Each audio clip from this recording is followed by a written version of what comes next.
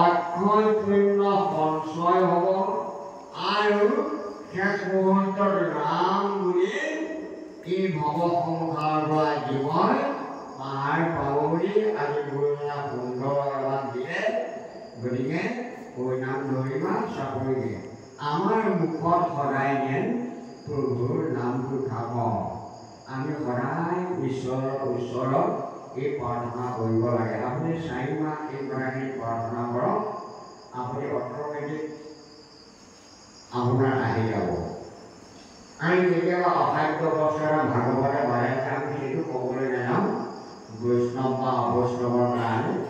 এইটো খাই ভকতে কৰিছে আৰু নাখায়ো কৰিব পৰা নাই, সেইটো কথা আমি ক'ব নাযাওঁ। কিন্তু ঘটনা হৈছে কি, ভাগৱতে সিদ্ধান্ত দিলে আমি কি খাব লাগে কি খাব নালাগে, সেইটো ভাগৱতে সিদ্ধান্ত দিছে, আমি ক'বলগীয়া কথা নহয়।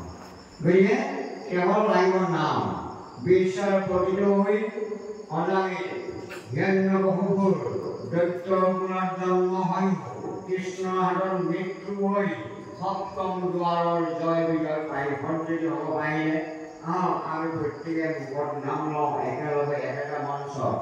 ইয়াৰ সাতোন পুৰুষীয়াৰ ভক্তি এনাৰ জড়িত এইডাল শংকৰ মাধৱ দামোদৰে ইমান থৈ গৈছে। গতিকে আজি আমি এখন সমাজ ইখনে সিখনৰ লগত মিলিব নোৱাৰা কি কাৰণ আছে? এই একতাটো, এই কথাখিনি জানিব লাগিব। ভক্তিত আমি একেখন ঘৰৰে মানুহ, সেই মাহত কাৰোবাক জন্মদিনা কটক হৈ মোক জন্মদিনা বৰঙা হৈ কাৰোবাক দিয়ে বাকৰি গাঁও কাৰোবাক দিয়ে কৰ্মৰূপে বেলেগ বেলেগ আছে। কিন্তু আমি এই লগ পোৱাৰ আশাৰে আগত এনেকৈ ভাগৱত কৰিছিলোঁ, সেইকাৰণে আজি এই 80 বছৰ বয়সত আহি আপোনাসকলৰ আগত আহি এই সেৱাকে পালোঁ, সেইটো কিমান আনন্দৰ কথা। ভাগৱত বুলিবলৈ মই থাকিব পাৰোঁ, ভাগৱত খুব ভাল লাগি থাকে। ভাগৱতী হ'ল বৈকুণ্ঠ, বৈকুণ্ঠত বৈকুণ্ঠত মানে বিচাৰ নাই, স্বৰ্গত শ্মশান নাই। আপোনাৰ গম পাই থকা হয়, গতিকে দেৱৰ শ্মশান নাই। যি হওক এতিয়া আমাৰ এইখিনি গুৰুজনা জীৱন এই কথাখিনিকে সদায় মনত ৰাখিব। ইয়ে প্ৰভু তুমি মোৰ জীৱনৰ পৰম বান্ধৱ হৰিৰ নাম, ইহা কি লয় অবিশ্ৰাম, তাৰ সাতকাৰ্য সাজিলে দেখা, প্ৰতি লোৱা সাতৰো দেখা। কীৰ্তনৰ গুৰুজনা লিখিছে কি 7টা কাম সাধনা জানে? প্ৰথমে দৌৰিলে পাতে কচয়, 1 নম্বৰত পাতবিলাক শেষ হ'ব। কৰিলে মহাপুণ্য হয় বোধয়, দ্বিতীয়ত নামে এই পুণ্য সঞ্চয় হ'ব। কৰাইগে বিষয়ত বীৰপতি, কৃষ্ণত বাঢ়িলে প্ৰেম ভকতি, উপজাইলে আদি বৈষ্ণৱী জ্ঞান, মায়াক কৰিলে ধৰিলে জ্ঞান। চৈতন্য মূৰ্তি পূৰ্ণানন্দ হৰি, থৈবন্ত তেন্তে নামে এক হৰি। কেনেকে নাম হৰিলে প্ৰশান্ত, কৰিলে পৰম তত্ত্ব একান্ত। এক তত্ত্ব, এক দিও, এক সেউ, এক মিলে নাই। আপোনাৰ আত্মাটো মই কৃষ্ণকে দেখিব লাগিব, আপুনিও মোৰ আত্মাটো কৃষ্ণকে দেখা পোৱা হ'ব লাগিব। তেতিয়া ভকতৰ মাজত কি ভকতি কৰে সেইটো হৈছে শ্ৰদ্ধা, সেই শ্ৰদ্ধাটো হ'ব। গতিকে মৰা মানুহক কোনে পূজা ক্ষমা কৰে? জীয়াই থকা জীৱনত কৰিব লাগে কৃষ্ণ। আৰু যি হওক সময়ৰ লগত সংগতি ৰাখি পাঠৰ সামৰি দিব বিচাৰিব নেকি?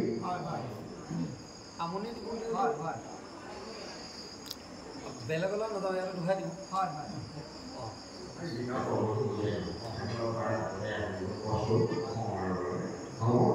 যাই হওক আমি পাঠভাগ ইমানতে দুখাই দিবৰ কাৰণে ওলাইছোঁ।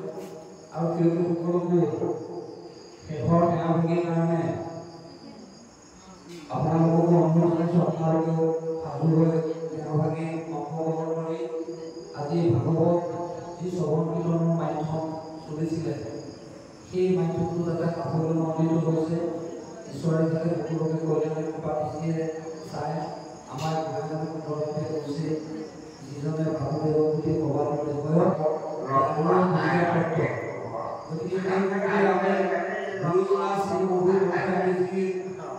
আমি তেওঁৰ পৰা বহুত জ্ঞান আমি আহৰণ কৰিব পাৰিছোঁ এচাই আমি ধৰিব হৈছোঁ আৰু আগলৈ যাতে তেখেতলোকৰ নিচিনা গুৰুসকলৰ ফালৰ পৰা যাতে আৰু জ্ঞান ভকতিবিলাক কেনেকৈ কি মাধ্যমে কৰিলে আমি আগুৱাই যাব পাৰিম তেওঁলোক আমাৰ পিতৃস্বৰূপ বা আমি পুত্ৰস্বৰূপ গতিকে পিতৃৰ পৰা যদি পুত্ৰসকলে যদি শিকি ল'বৰ কাৰণে বিচাৰে তেতিয়াহে সেইটো হৈছে শ্ৰদ্ধা বা সেইটো হৈছে আচল গুৰু তত্ত্ব যাওক আমি পাঠভাগ ভৰাই দিবৰ কাৰণে আপোনালোকক সেৱা কৰিছোঁ ইৰাম জাননাবলৈ কৰি অহেনকে বান্ধৱ হৰি ইহ লোকৰ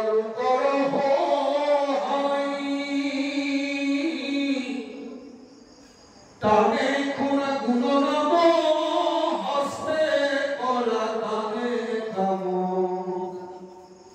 মুখতনে দিবা